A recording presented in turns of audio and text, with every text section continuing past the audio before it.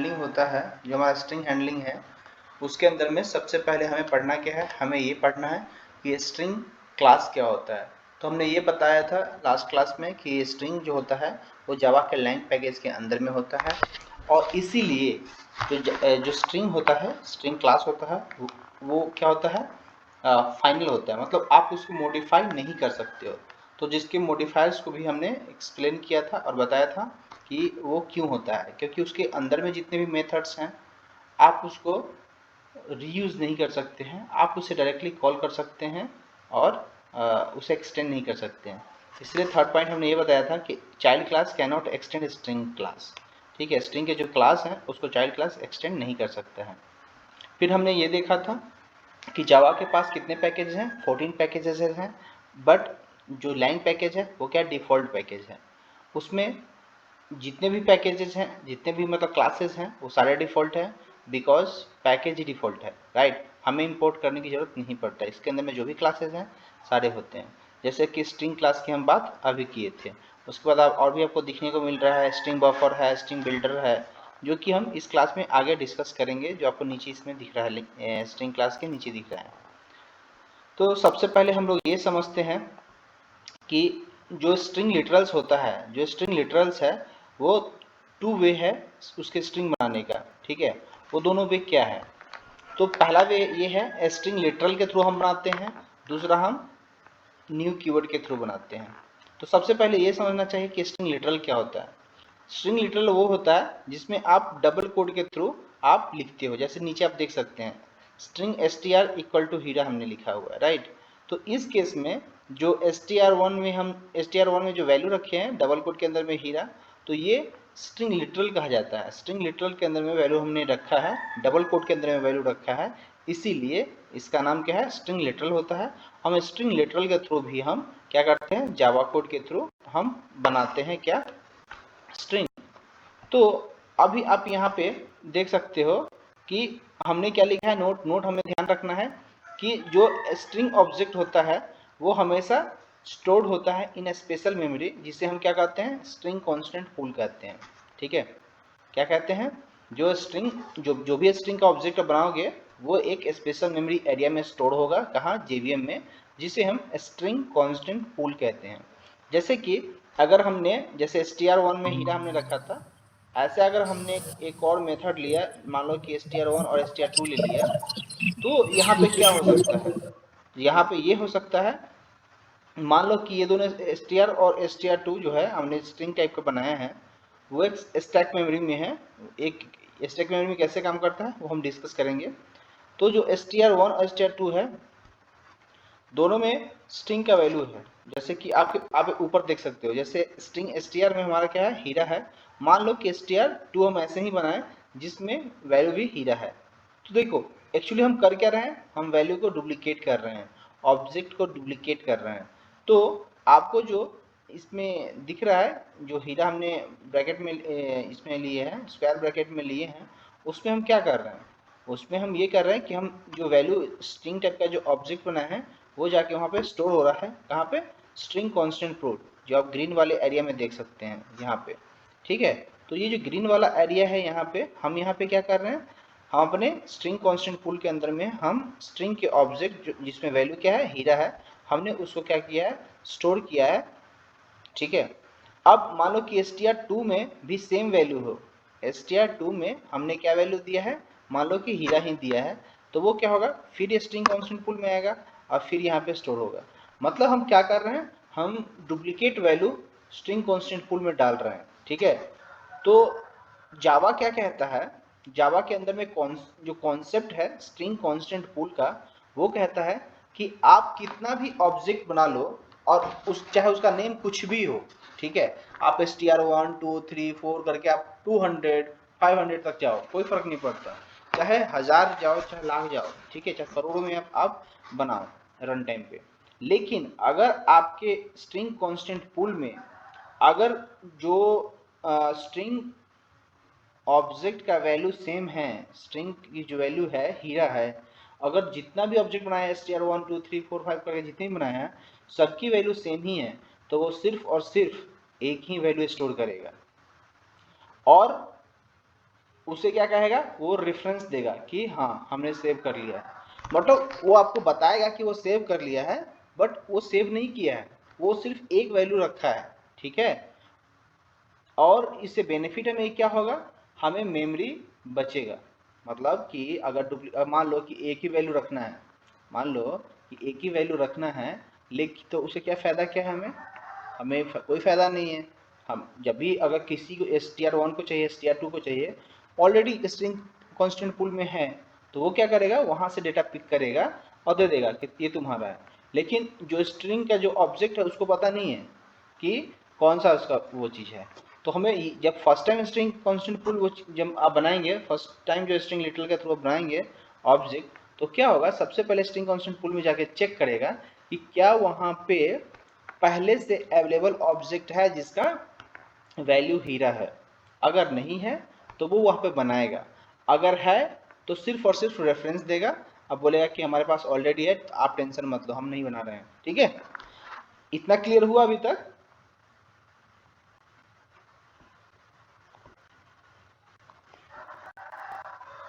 Hello,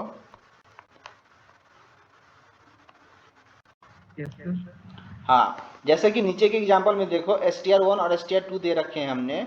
जब हम str1 बनाया, यहाँ पे एकदम नीचे देखो, जब str1 बनाया जिसमें मैंने हीरा रखा, str2 में भी मैंने हीरा रखा, तो जब फर्स्ट टाइम str1 बनाया तो स्ट्रिंग कांस्टेंट पूल में बन जाएगा, कोई प्रॉब्लम नहीं है। लेकिन जब str2 में दोबारा हमने हीरा रखा तो ये क्या करेगा, ये क्रिएट नहीं करेगा इंस्टेंस। अब str3 हम ऐसे बनाए, str3 लेके सोचो कि ऐसे हमने कॉपी किया, ठीक है, इस लाइन को हम कॉपी किए और दोबारा से डिक्लेयर किए कोड के अंदर में कि नहीं str3, तो सेम चीज होगा, क्योंकि हमारे पास ऑलरेडी स्ट्रिंग कांस्टेंट पूल में है, वो नहीं बनेगा। क्लियर हो गया ये चीज?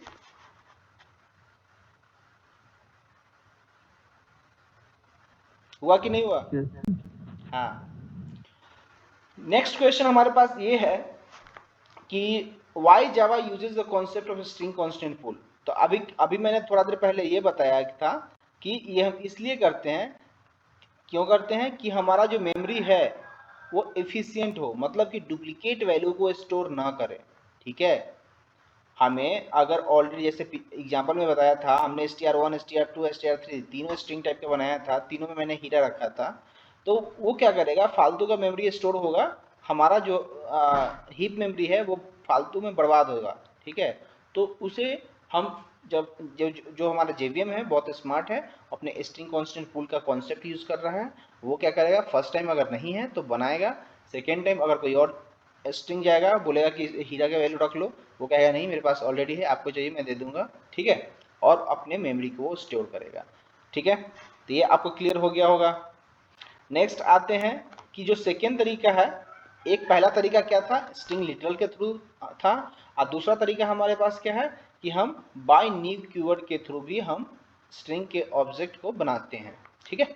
तो जो फर्स्ट तरीका था स्ट्रिंग लिटरल, उसमें हम क्या करते थे, डबल कोड लिखते थे, डबल कोड में हम वैल्यू दे करके सीधे स्ट्रिंग ऑब्जेक्ट में डाल देते थे। लेकिन ये जो तरीका है, इसमें आपको क्या करना, जैसे एक ऑब्जेक्ट बनाते हैं एग्जैक्टली वैसे बनाना है।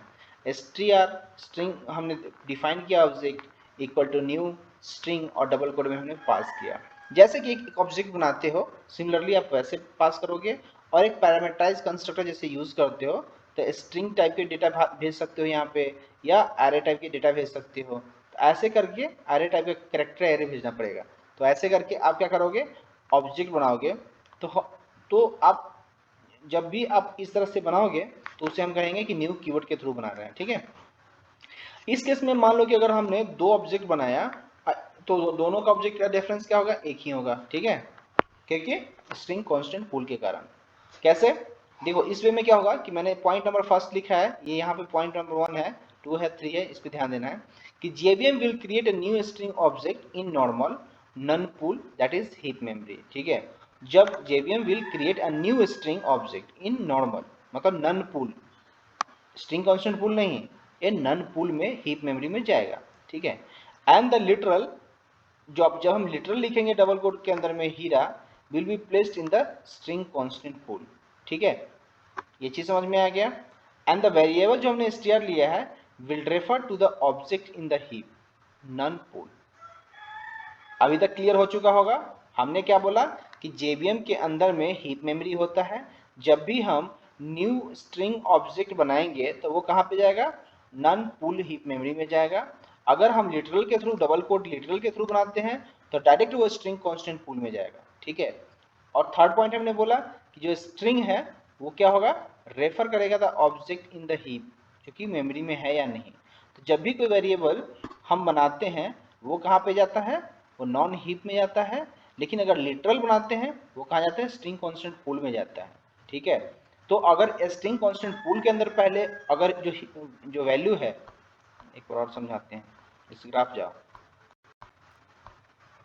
बोल नहीं रहे हो तो कुछ डाउट लगता है मुझे। यहाँ देखो, इस फिगर को अच्छे से समझो। ये क्या कह रहा है कि जब भी हम str1 डिफाइन किया तो str1 में वैल्यू क्या है, हीरा है, तो हीरा कहाँ जाएगा, स्ट्रिंग कांस्टेंट पूल में जाएगा। लेकिन जो str वेरिएबल है वो कहाँ पे स्टोर होगा, ये हीप मेमोरी में होगा, इधर इधर जो ग्रीन लाइन के बाहर वाला लाइन है, ठीक है, जो पहला बॉक्स है उसमें स्टोर होगा, नहीं कि ग्रीन वाले में स्टोर होगा। मैं एक्चुअली कॉन्सेप्ट समझा रहा हूँ, आपको ये समझ में आना चाहिए। तो मैंने क्या कहा, जो स्ट्रिंग str है उसकी जो वैल्यू है हीरा, वो कहाँ पे जाएगा, स्ट्रिंग कांस्टेंट पूल में जाएगा। लेकिन जो str नेम है, वेरिएबल का जो नेम है, वो कहाँ पे स्टोर होगा, इस हीप मेमोरी में स्टोर होगा।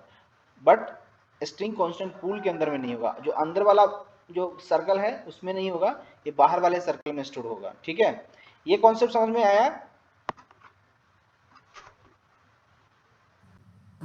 Yes sir.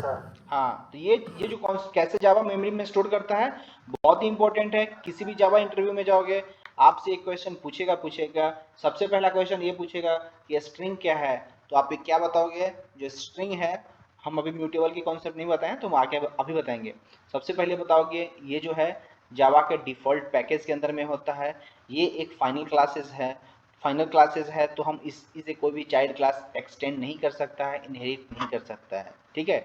सेकेंड चीज बताएंगे हम लोग कि जो जावा है उसमें हम जो स्ट्रिंग बनाते हैं, हम दो तरह से बनाते हैं स्ट्रिंग ऑब्जेक्ट। पहला है स्ट्रिंग लिटरल, दूसरा है बाय न्यू कीवर्ड। तो जो पहला है स्ट्रिंग लिटरल, उसमें हम क्या करते हैं, डबल कोट के अंदर में स्ट्रिंग के जो ऑब्जेक्ट बनाते हैं, string object equal to new, उसमें डबल कोट में वैल्यू देकर के हम पास कर देते हैं जो स्ट्रिंग डबल कोट के थ्रू, तो उसे हम स्ट्रिंग लिटरल कहते हैं। जो कि जो हमारा JVM है उसके पास हीप मेमोरी होता है, उस हीप मेमोरी में हमारा जो वैल्यू है डबल कोड में जो देते हैं वो डायरेक्ट स्ट्रिंग कांस्टेंट पूल में जाता है। लेकिन जो वेरिएबल है वो कहाँ पे जाता है, वो हीप में जाता है, बट कांस्टेंट पूल में नहीं जाता है, स्ट्रिंग कांस्टेंट पूल में नहीं जाता है, ठीक है। सेकेंड चीज ये बताना है, जो हम जो तरीका हमने बताया है, चलो एक क्वेश्चन और भी उससे निकल सकता है कि स्ट्रिंग लिटरल जो है हम क्यों यूज करते हैं, तो इसलिए यूज करते हैं कि मेमोरी में डुप्लीकेट वैल्यू स्टोर ना हो, स्ट्रिंग कांस्टेंट पूल में बार बार सेम वैल्यू जाके स्टोर ना हो, ताकि उससे क्या होगा कि मेमोरी वेस्ट होगा। तो उससे उससे हम क्या कहते हैं कि जावा क्या कहता है, मोर मेमोरी एफिशिएंट कर देता है concept using the string constant pool, ठीक है। ये एकमात्र ऐसा लैंग्वेज है जिसमें ऐसा होता है, ठीक है। दूसरा कहता है कि बाय यूजिंग न्यू कीवर्ड हम यूज करते हैं, जिसमें हम क्या कर सकते हैं, एज ए कंस्ट्रक्टर हम न्यू कीवर्ड के थ्रू कंस्ट्रक्टर, पैरामीटराइज कंस्ट्रक्टर जो स्ट्रिंग का है वो कॉल करेंगे, उसमें हम पास करेंगे स्ट्रिंग की जो लिटिल वैल्यू है डबल कोड में वो पास करेंगे, या कैरेक्टर एरे पास करेंगे, ठीक है। तो इतना समझ में आ गया होगा। अब ये लाइन समझो, पहला हमने जो लिया है स्ट्रिंग str इक्वल टू हीरा लिया है। अभी क्या हो रहा है, हम यहाँ पे जो स्ट्रिंग की वैल्यू है स्ट्रिंग लिटरल के थ्रू क्रिएट कर रहे हैं, ठीक है। सेकेंड चीज है कि कैरेक्टर एरे हमने बनाया है, उसमें हम डबल कोड दिए हैं, लाइन नंबर सेकेंड। फर्स्ट में हमने क्या किया, स्ट्रिंग str इक्वल टू हीरा दिया है, इट मीन्स हम जावा स्ट्रिंग लिटरल हम यूज कर रहे हैं क्रिएट करने के लिए इस स्ट्रिंग ऑब्जेक्ट को। लेकिन जब कैरेक्टर एरे हम यूज कर रहे हैं, कैरेक्टर एरे कैट टाइप का डेटा टाइप होगा, और ये कोई भी वेरिएबल दे दोगे, XYZ कुछ भी लिख सकते हो यहाँ पे, ठीक है। तो अगर कैरेक्टर टाइप का हमने कैरेक्टर एरे लिया है और उसमें हमने एरे में डेटा डाल दिया है, तो हमें फिर क्या करना पड़ेगा, हमें जो स्ट्रिंग का ऑब्जेक्ट बनाना है, तो स्ट्रिंग str2 के अंदर में हम क्या करेंगे, हम एज ए पैरामीटराइज कंस्ट्रक्टर हम कैरेक्टर एरे भेज सकते हैं, जो भी हम बात कर रहे थे। तो ये क्या करेगा, कन्वर्ट करेगा character array to string convert करेगा, ठीक है। इस कॉन्सेप्ट में बेनिफिट क्या होगा आपका कि जो हमने स्ट्रिंग का जो ऑब्जेक्ट बनाया है वो डायरेक्टली ना बन के इनडायरेक्टली कैरेक्टर एरे के थ्रू आ रहा है। तो हम ऐसे भी बना सकते हैं, ठीक है। अगर कैरेक्टर एरे आपके पास है तो जस्ट आपको क्या करना है, उसको कन्वर्ट करना है एरे टू स्ट्रिंग में। तो इस तरह से हम एरे टू स्ट्रिंग कन्वर्ट करते हैं। जब भी आपको प्रोग्राम में जरूरत पड़ेगा आप ऐसे कर सकते हैं। आप स्ट्रिंग ऐसा फैसिलिटी देता है कि कैरेक्टर एरे को वो डायरेक्टली या इनडायरेक्टली आप बोलो वो कर रहा है कन्वर्ट। थर्ड चीज है कि हमने डबल कोड के थ्रू किया था, जावा न्यू कीवर्ड के थ्रू, ठीक है। तो ये जो बेसिक कॉन्सेप्ट है स्ट्रिंग का हमने कवर कर लिया।